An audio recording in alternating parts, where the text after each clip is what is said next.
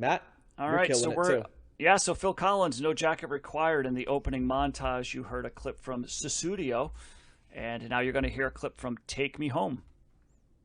Okay, so Phil Collins' No Jacket Required comes in at number 269 in the 1980s on Best Ever Albums, number 22 in 1985, number 1,699 of all time. It is Phil Collins' second highest rated album on Best Ever Albums, behind his 1981 debut release, Face Value, which we did not cover. And again, this did not make Rolling Stone's list, but Phil Collins is ranked number 387 of overall artist rankings on Best Ever Albums. And No Jacket Required is his third studio album that was recorded between May and December of 1984, and it was released on February 18th, 1985. It included 4 singles that were all top 10 hits on the Billboard charts, including two number one hits, Susudio and One More Night, and then as well as Don't Lose My Number and Take Me Home, rounding out the other singles hitting the charts in the Billboard. It was generally received favorably by the critics and won a Grammy for Album of the Year in 1986.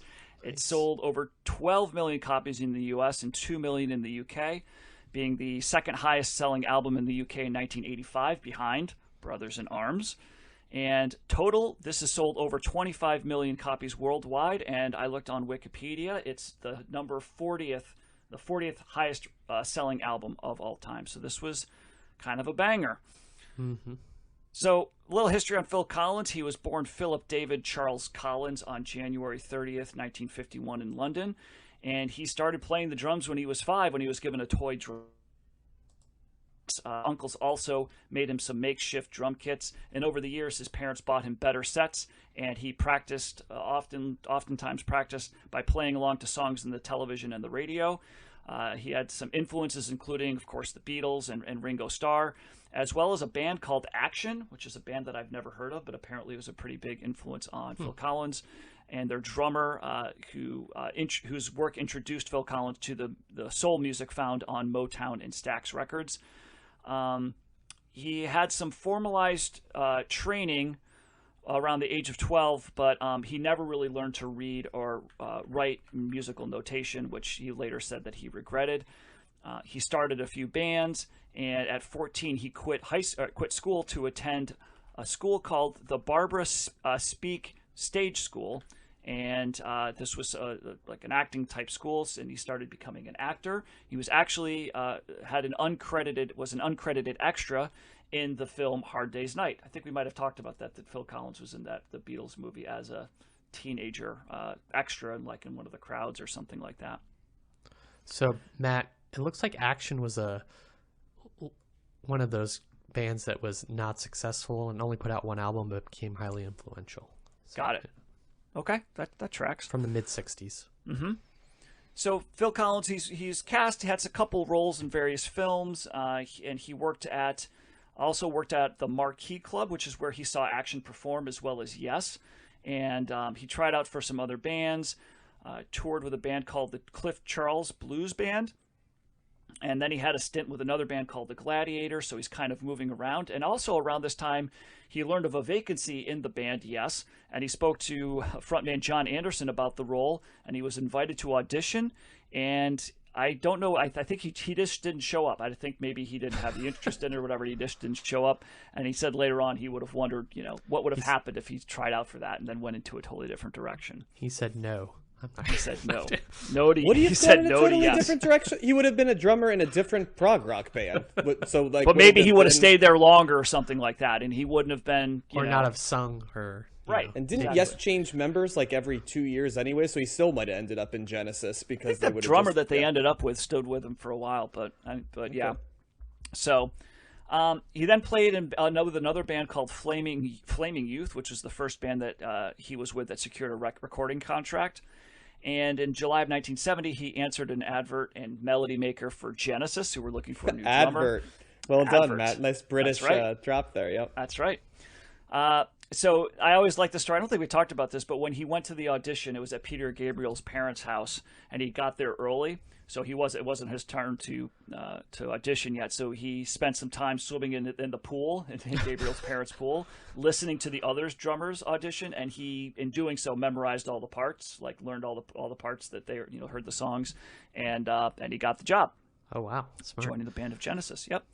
And so we talked about Genesis for a number of albums last season. And after 1975, Peter Gabriel left the band and Phil Collins became the lead singer. And at this time, Phil Collins also worked throughout the whole career, really. He worked with a variety of different artists. He did play with Brian Eno. He played with Eric Clapton, who they were very good friends with. He played on Brian Eno's Another Green World, which is another album that we covered. In February of 1981, he released his first solo album, Face Value, whose main theme had to deal with the recent divorce that he went through with his wife. And it was a success, hitting #1 in various countries, #7 in the U.S., and it had the hit In the Air Tonight. In September of 1981, Genesis released Abacab, and he took part in a performance of in 1982 where all the members of Genesis got back together for I think it was a benefit of some sort. But really, he just starts fluctuating between, doing a solo album and Genesis. He releases his second album, Hello, I Must Be Going, in 1982, which also had a theme of dealing with marital problems. So you can see a theme generally with Phil Collins here of not doing too well with the marriage thing. That album sold well, included a cover of You Can't Hurry Love by the Supremes, which became his first #1 hit in the United Kingdom. He performed on other albums by a particular album with Robert Plant. And then Genesis released their self-titled album in 1983. And February 1984, Collins, this is a great story. He released his single Against All Odds, which in my opinion is the best Phil Collins song. I think, John, you felt the same way too, right? Yep. Oh, it's the only answer. That's clearly. So you might particularly like this story. So this was a song that was not on a Phil Collins album. It was from the soundtrack of the film of the same name, Against All Odds. Mm-hmm. Did you ever see that one, Josh? No, but I definitely, when we were talking about that song before, I looked it up and it looks pretty Jeff pretty Bridges. Good. Yeah. It looks like Vision Quest in kind of like the video. You know what I mean? It has the same type of vibe that like Vision Quest had, but I don't know. It's if that's not a true. sports movie. No. I mean, more like the visual of it. But yeah. So this song was his first song to go #1 on the U.S. Billboard charts, and it won a Grammy for Best Pop Male Vocal Performance and was also nominated for an Academy Award, which leads me to this amazing story. So he wanted to perform the song at the Academy Awards ceremony, so he schedules his tour kind of around it to make sure that he'll be able to make the show in L.A., and I guess his representation reached out to the producers of the Academy Awards, and they got a letter back from the Academy saying, "Thank you for your note regarding Phil Cooper. I'm afraid the spots have already been filled." So essentially, what happened was they got, I think at the time, what they did was they got other singers or actors to sing the songs that were being nominated rather than the performers that actually performed the songs. So the Academy got some actress named Anne Reinking to perform the song instead, and the LA Times did a review saying Reinking did an incredible job of totally destroying a beautiful song. I did watch this. You can pull this up on YouTube and watch the performance. It's really bad. She's kind of lip syncing it, and halfway through she's not even singing anymore because it becomes like a performance dance piece, like ballet. So she ends up dancing with this other guy. Yeah, and, she's a Broadway person. She was involved with Bob Fosse and. Okay.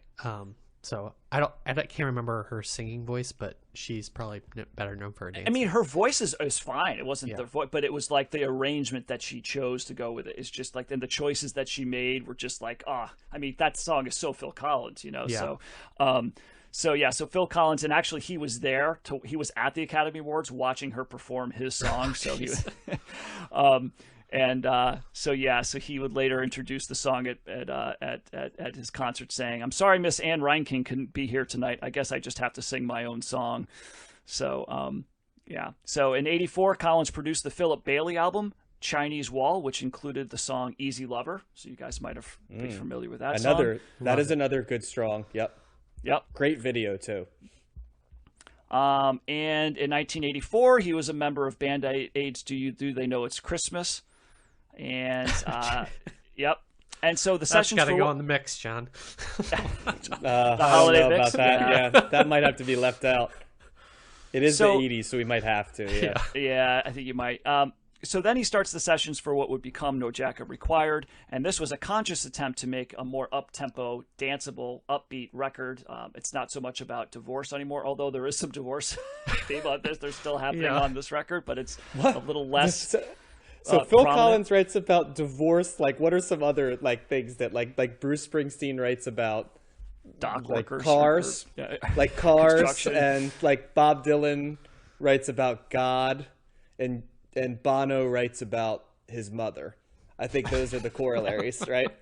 So we could just continue to create like the official poster of like, what does this guy write about? So Phil Collins gets divorce. Yes. He's the divorce guy for sure. He's lost a lot of money in his divorce settlements as well. I've come to find out. So, so some of these songs were the results of Against all improvisations. odds. Some of the songs were the result of improvisations on the drum machine, including Susudio and One More Night. Lots of drum machine on here, John. I can't wait to hear your take on the drum machine that's prominent throughout this record. The album title, which we alluded to earlier, came from an incident in Chicago where Collins and Robert Plant went to this restaurant to eat, and Collins was denied entrance because of the jacket required policy of the restaurant, even though he was actually wearing a jacket. But according to the restaurant, the people in the restaurant was saying that the jacket was not proper for admittance, so they would not let him go in. Of course, Robert Plant did go in and have a meal and hang out, and they kicked Phil Collins out. And later TV appearances on Letterman and Johnny Carson, Collins would tell the story and publicly denounce the restaurant. And later on, after Phil Collins took off, the restaurant apologized by sending him a sports coat and telling him that he could return at any time, regardless of what he was wearing.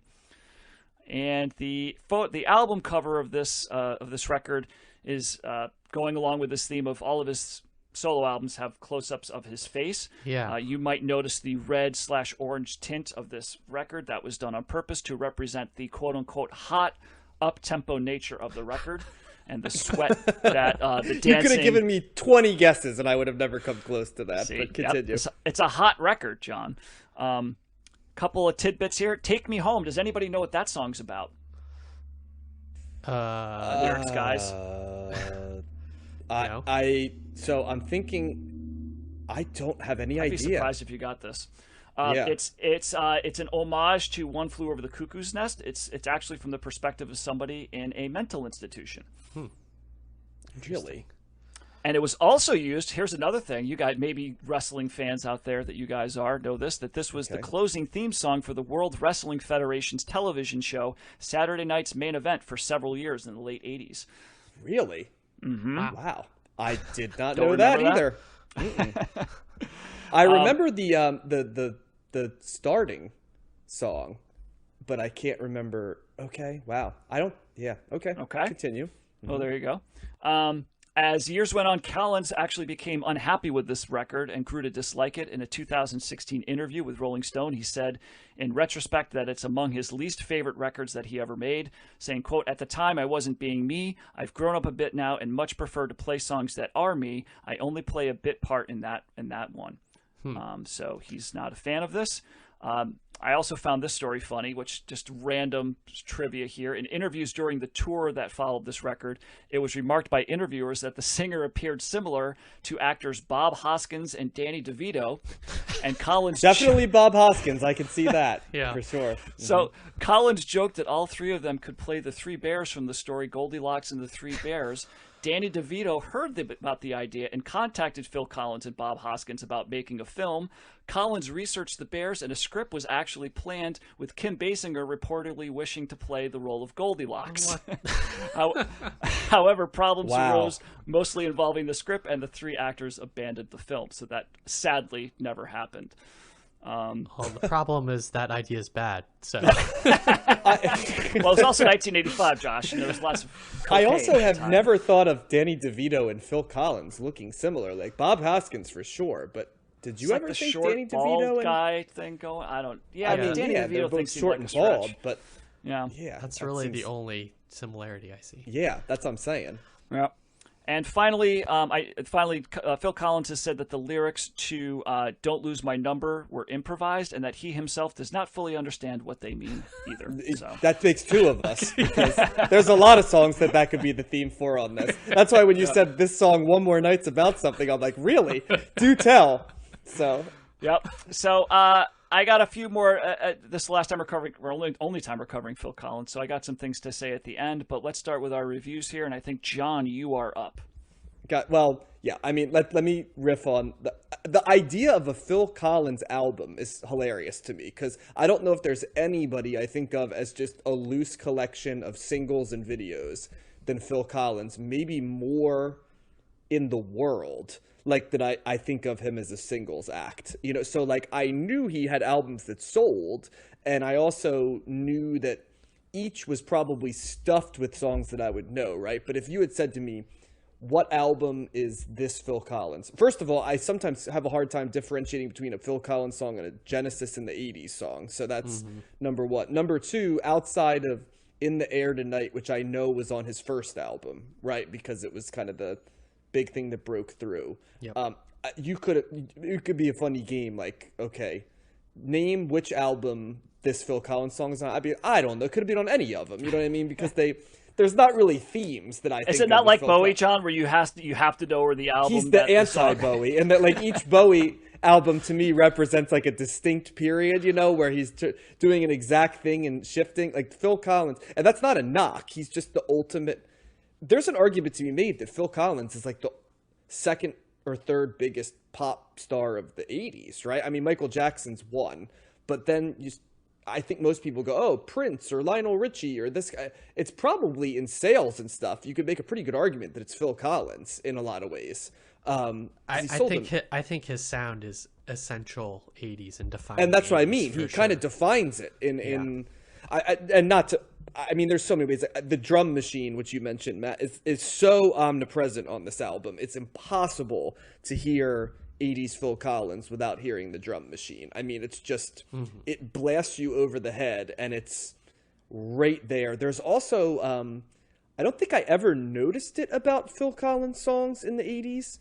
I say that because he has a 90s career, but it's actually very similar to his 80s career. But I always thought of Phil Collins like a mix between pop, and I know he always had like a Motown or classic soul type of thing he was going for, but really the more I listen to this album and think about it, the repetition on his tracks that stands out. It's almost like how like krautrock was, the metronomic stuff, and I really noticed it on like Take Me Home, right, where there's that like dun, dun, dun, dun, dun, dun, dun, and it stays throughout the entire thing, and he's just layering similar sounds on top of it. I don't know if I ever put two and two together on that, because you just hear Phil Collins' voice, but really, as much as Phil Collins' voice, the drum machine is Phil Collins. He, to some degree, is the personification of the drum machine for me. My mileage varies on the drum machine, so in this one, it was neither a hindrance nor a helper. I think it kind of was just there, even though I mentioned it's so prominent. I don't know if it moved the balance one way or the other to me. Phil Collins writes catchy hooks, and that's probably the strength of this album across the board. I was waiting to see if there was like a deep cut that would present itself to me, but no. Susu Studio, One More Night, Don't Lose My Number, Take Me Home. They're easy to identify as the four singles. I was trying to think of what even could have been a fifth single on this album, and I was like, I'd say Long, Long Way to Go. That's what I would have guessed. I liked Only You Know and I Know, actually. Okay. So yeah, but I mean, that I would guess though that Yeah. if I said name the four singles, it wouldn't have been very hard to figure out what they are, both by omnipresence, but also sonically. If you didn't know them, they clearly are the ones. The lyrics on this album are horrible, but that's okay. They weren't designed. I mean, Susu Studio is notably a terrible song lyrically, and Yeah, it is. It's terrible. Don't Lose My Number is a pretty awful song lyrically. The love songs are very boilerplate, to say the most. I agree with Phil Collins. I don't understand a couple different songs what they're about. Even like One More Night, it's clearly about like a love lost. But that's why it's so incredible to me that he wrote Against All Odds, because that song is fantastic. It's lyrically, it's simple, but it's profound in its own way. Some of that, though, is because Phil Collins can really freaking sing, and he imbues that with a lot of emotion. And so that's kind of an incredible thing about Phil Collins. He can take kind of nonsense material and give it a little bit of heft, which is to some degree what a great pop star is, right? Mm-hmm. So I'm very much in the middle on this album. It is the sound of the 80s. It's also like almost impossible for me, even before American Psycho sort of mentioned, that he played Susu Studio and stuff. It always did have a vibe of like cocaine to me, Phil Collins, so like albums. And like once that came in, I laughed because it's like, yeah, I can see exactly what the Bret Easton Ellis, right, is the guys. Mm-hmm. I can see exactly what he saw, because I always thought like this definitely always had the vibe of like cocaine. Like, and I don't know what it is about Phil Collins that seems very 80s and very 80s coke to me, but it always has had that vibe for me. I don't know if it's the drum machine or sort of just the fact that it can be both in the front and background music, but I must mention that I have never done cocaine, but I think if I did, Phil Collins would be playing in the background as I did the cocaine to some degree. So in the air tonight, that would be great. I imagine to do coke too. Yeah, like doing air drums while you do, snort the line, or you snort the line while the drum machine is coming in, right? Take me home. Take me home. Yeah, because the songs build right to these like crescendos with the drum machine like just pounding, but it's an artificial drum machine. So I don't get some people really, the drum machine gives them that visceral feels. I think especially people that love hip hop, because they're used to the drum machine so much. Like I get much more of a rush from like the true drum, the drum pad sound, than I do of the drum machine sound, which sounds a little sterile to me at times. Mm-hmm. But yeah, this is the definition of a thumbs in the middle album for me. You can't dislike this album, but I wouldn't say solo. Just Phil Collins in general to me is the definition of he's right there. And what else is he? He's right there. And that's where he resides for me. So that's my personal take. Well, you said 80s coke. Sign me up, because this album rules. I knew you'd like this album. I don't know why I knew you'd like this album, but I knew you'd like this album. It's up there with Huey Lewis in sports, and I think it's in the same lane. Yep. It is part of it is kind of that defining 80s sound. I really respond to that. The catchy hooks definitely got me on this, and I think I really like 80s Blue-Eyed Soul. Is that kind of what the Huey Lewis, Phil Collins lean is? I think so. Okay. And I just really like his drumming in the drum machine. I thought kind of every track on here is solid and made me want to sing along to it. One More Night, I think at one point it must have like be in my DNA somewhere, because I feel like it was played all the time at some point, and like I kind of like responded to it on some sort of like baby level, like I was a baby and it was like played for me or something. A baby level. Wow, that's I like Josh was pretty much in utero when this album came out, so No, I was alive. We need to go into a deeper context of what baby level is for you. Is it like it means like it's like a long lost memory that when you hear it like triggers your that you're secretly a Cold War spy or something. That's like that's why. So like a dark like what is that called? Like a trigger Manchurian Candidate. Yes, you're like the Manchurian exactly. Candidate. Memory somewhere. Yeah, yeah. It like activates my status from somewhere beyond. I don't know. I just like there's some like lost memory I have of that song, but because I can recognize it so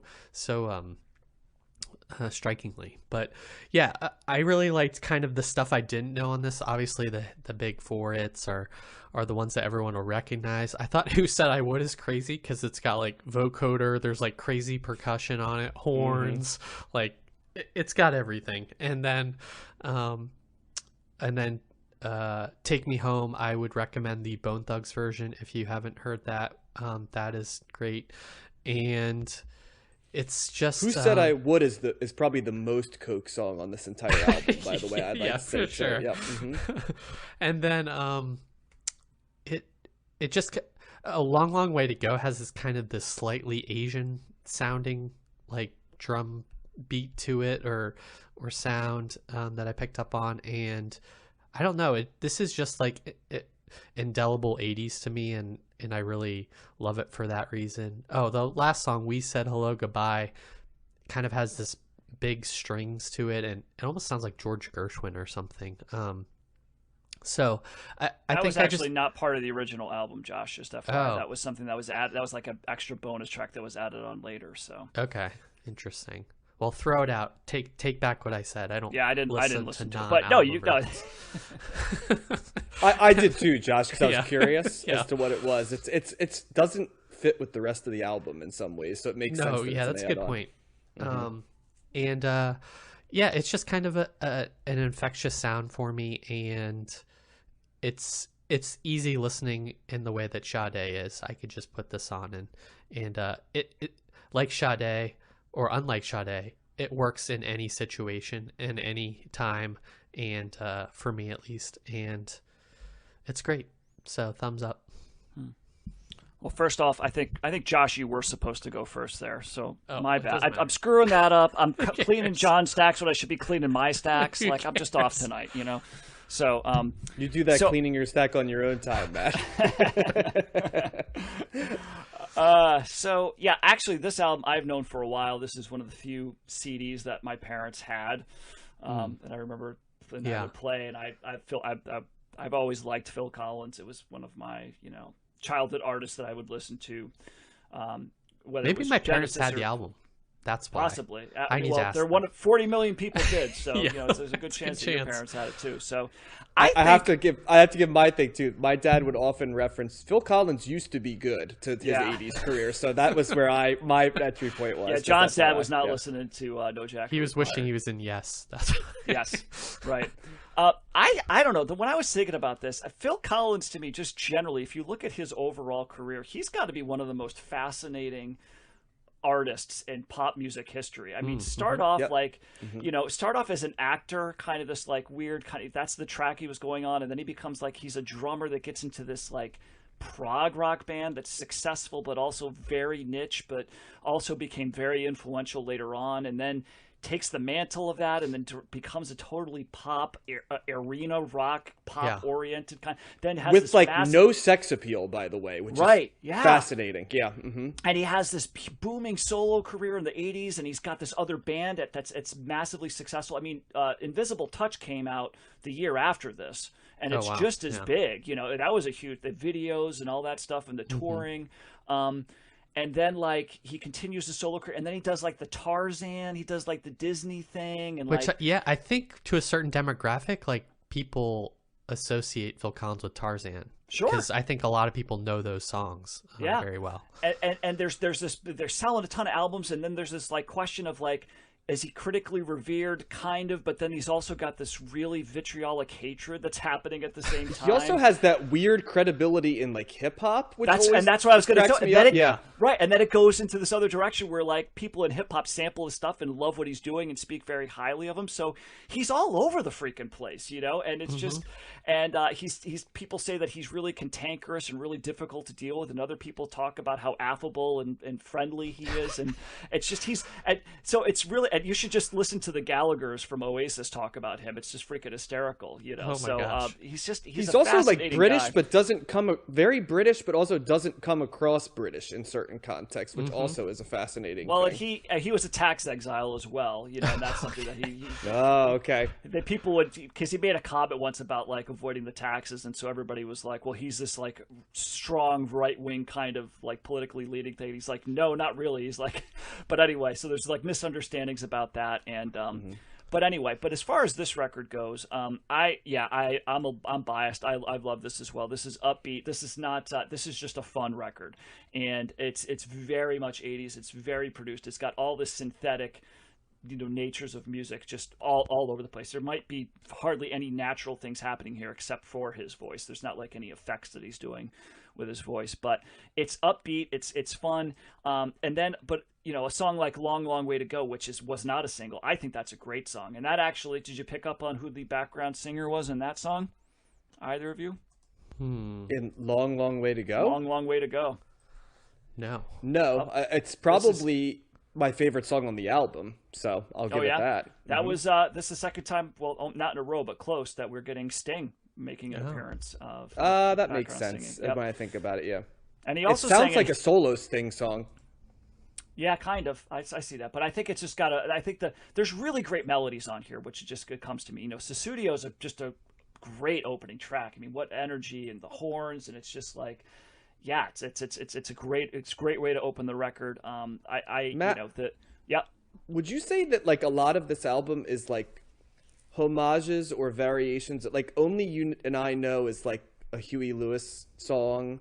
Like Who Said I Would is kind of like almost an attempt to do a Prince song, I feel like. Well, Susudio, actually, it's funny you bring up Prince, because Susudio, he was people said that he was ripping off Prince with Susudio, because the beginning of that very much sounds like 1999. Yes. There's a very similar kind of thing going on. And in response, Phil Collins said, "Yeah, I probably did. I was listening to a lot of Prince back then, and he's great." That so one and Who Said I Would have. both sound like Prince songs to some degree. I noticed that as I was going on. Yeah, and it's like, and there's the soul thing going on here. There's other homages going, but lots of horns, and I don't think, like I said, I don't think he's not rewriting anything here. He's certainly, picking up, just kind of going where other people have gone already, but just doing it in a very conscious way of like, I want to make a big album with a lot of hits, and he succeeds here, and he does it in a very, for the time, selling the 40 million. I mean, most of those 40 million copies are probably being sold between 1985 and 1989. You know what I mean? Like, Yeah. There's probably not, you're not selling 5 million albums of this in in the late 90s. Well, yeah, because when Phil Collins' career ended, it ended quick. It was like he was huge and then he wasn't. So yeah. I mean, he was still out there, but yeah, his success was very much centered in the 80s when all this is going on. But I don't think there's a bad song on here. It's the song like doesn't. Oh, there definitely is. Inside Out's an awful song. Well, I'm fine with it. I don't. Okay. Melodically, I'm not talking lyrically again either. Although "Doesn't Anybody Stay Together Anymore" makes me laugh. I think that's just a funny album title. And he basically. I think Inside Out was bad both lyrically and it's so repetitive. It's long too. It's long. 5:14. That one. I would agree there aren't real stinkers outside of that one, which I absolutely. Well, like I said, I'm fine. This is an album I was very familiar. I forgot. It's one of those records I forgot how familiar I was with it. But as I listened to it, I was like, oh yeah, I know this song. Oh right, this song. So and I've always liked all of this. But yeah, I mean, I think the singles are the ones that stand out the most. I really think "Take Me Home" is a really really good song. I just like.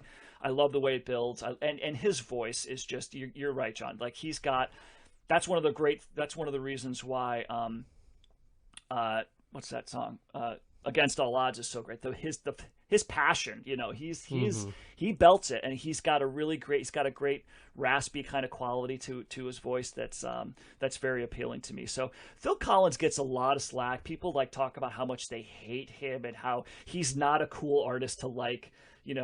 These days, and he's kind of like got a Billy Joel thing going on. I always felt that those guys both got very. I agree. Like, they're easy non-sexy pop stars. Correct. Yes. But I'm fine with both of them. I don't need to say I hate them to feel like I'm being cool. Like I don't know why the hatred is there as much as it is. I'm thumbs up on this. I am biased, but it's a fun record. And I Don't Lose My Number. That's it doesn't make any sense, but yes, musically it's slightly threatening, but it doesn't make sense. Right. But hilarious. And the video, I always remember the video because that was being played all the time. The guy that's stabbing himself with the arrow and whatnot. So it's a fun record. It's a fun record. You don't go to this for any artistic credibility, or like but if you just want a fun record to lose yourself in. You could certainly do worse than this, so I'm a thumbs up here. I always have appreciated that Phil Collins has a lot of self-awareness, probably sometimes at his, he kind of always has struck me as having almost like a little bit of a depressive side to him, which isn't cool. Oh, yeah. I wish he enjoyed his success more. But he's very interesting because there's stuff about Phil Collins I really like we've mentioned. Like Easy Lover is a great blue-eyed soul type. I mean, also Phil Bailey's awesome, so that helps as well. But Against All Odds is a top-tier ballad. There's other Phil Collins songs I like a lot. And then he does like the Motown montage, which I hate. It's like, why did you Can't Hurry Love, and like, it seems like I'm like, oh god, like that did not need to happen, right? And then like Studio, which I know you guys, I knew you guys were gonna love this album, and I knew I was gonna be neutral on it, so I was like, I'm gonna give a lot of space, but I'm gonna at least set the tone so you guys can do it. But it's just very funny because A Groovy Kind of Love is another song I really dislike. What about the one about the because like Do You Another Remember Day in Paradise?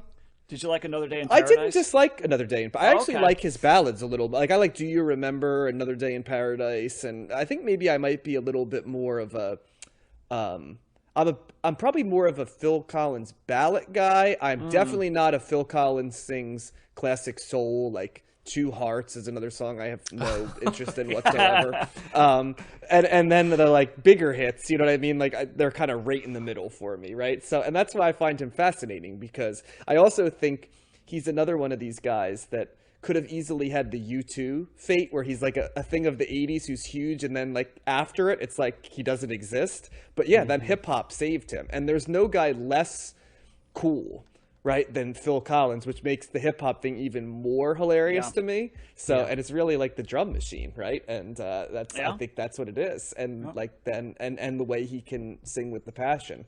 So the transcends. So I think you're right, Matt. He is one of the more interesting characters in pop music. Yeah, it's just going in so many different directions, that most people, once they go in that direction, they kind of stay there. And the fact that it diverts so much, it's like, how the hell is the guy who's drumming on Get It Out by Friday, right?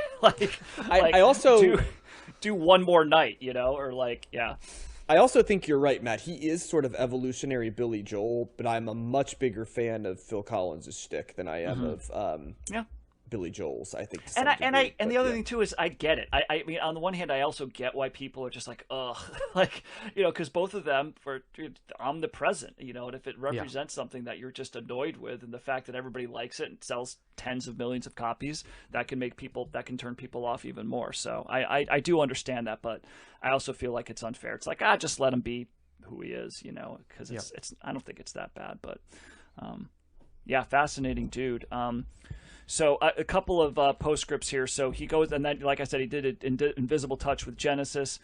He was actually performed at Live Aid, and it was the only performer to perform both in London and in the United States. He finished his performance in London, and then got on the Concorde and flew to the U.S. and performed. Like I think it was the same day. Technically, it's pretty awesome, actually. I have to say it's one of the things that Live Aid was one of my earliest music videos, because I can remember my dad watching it on, I want to say like MTV or VH1, close to live. And and the big thing was Phil Collins took the Concorde across the Atlantic, and I also remember he did an awesome version of Against All Odds that like was epic. So he also I think that's why I love that song so much.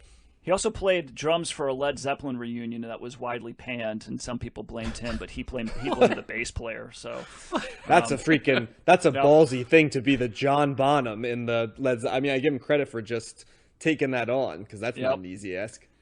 He also performed with The Who for a couple performances of Tommy, where he played Uncle Ernie. Oh my God. Which made me laugh. And he released his fourth album, But Seriously, in 1989. Which they had a tour behind it, covering 121 dates, including a performance at the Saratoga Performing Arts Center in Saratoga Springs, New York, on June 9th, 1990, which was my first concert ever. Oh, fun fact there. Yep. Nice. Wow. Yep. Bearing the lead. I know. He released the final album with Genesis that he was with Genesis on in 1991, called We Can't Dance. And then he released his other album, his fifth album, Both Sides, in 93. And then in 1996, he announced his official departure from Genesis. And did his sixth album in 1996. Around the same time, he was commissioned to score the music and record the music for the Disney film Tarzan, which had that, what was it, You'll Be in My Heart, I think was the main song from that. And you're not wrong, Josh. I think for a certain era that's there. I don't even think of him as Tarzan because it's just, I think of him so like almost exclusively as an 80s artist. But I think you're right. There's a whole nother generation of folks that process him kind of like Elton John, right? Well, that came off the heels of The Lion King was earlier than that, right? And so that was like, hey, let's get who's the other British performer we could do to do the music for a Disney movie. So he got his star on the Hollywood Walk of Fame in 1999 and released his 7th album in 2002 and reunited for a Genesis tour in 2006. And John, you will not like his 8th album, which is called Going Back, which is a covers album of 60s Motown songs. So do not listen to that. I'll pass on that one. Yep. Introduction into the Rock and Roll Hall of Fame with Genesis in 2010. And in March of 2020, Genesis announced a reunion for their final tour, which culminated in their final U.S. performance on December 16th, 2021 in Boston, Massachusetts, which I was also in attendance for. So, I remember you previewing that on the show, and it was like, it didn't sound like Phil Collins might show up. Remember? It was sort of like he's having health issues, but I guess he made it, huh? And that's the other, I mean, you kind of alluded to it earlier, John, about his health, his depression and whatever. So yes, he had a lot of depression. He's had a lot of health issues. He lost some feeling in his arms. There's some nerve damage, so he couldn't play the drums. He has to walk now with a cane. He's got really bad back problems. I remember reading an article back when I was still living in Florida about him, and it was one of the most depressing articles I've ever read, because you thought that there was going to be some redemption at the end, and basically the end of the article was like, yeah, my life is total crap. Like my wife, I've lost all my money to my ex-wives, and my kids don't talk to me, and it was like, and that's it. It's like, okay. I remember a pretty famous article where he kind of, much like Billy Joel, it was that idea, like, unlike Billy Joel, who kind of said, it doesn't matter to me if the critics let me, you could tell, like, it was not true. You know what I mean? Like, he desperately, like, Phil Collins, on the other hand, was not like that. He's like, I really would have liked to have been better received by critics. And it was I like, think so. I think I've always kind of pulled for his happiness because, like I said, self-awareness goes a long way to me, but self-awareness that leads to sadness is, I feel like Phil Collins deserves a better lot than that. So I do wish him well in whatever time remains for him. And that's why he'll never be a punchline for me, because he did some legitimately great stuff. And he's also a huge fan of of being an Alamo collector. He collects all these artifacts from the Alamo. So he's like, yeah, big Alamo. I thought you were going to say like a championship league English football team. He strikes this guy who would like Forest Glen or something. I mean, maybe he is too, but he's a big history Sheffield buff Wednesday. Has all this stuff from the Alamo that he collects. So. Weird. Oh. What a niche Interesting history guy. thing there. Huh. Interesting. Cool.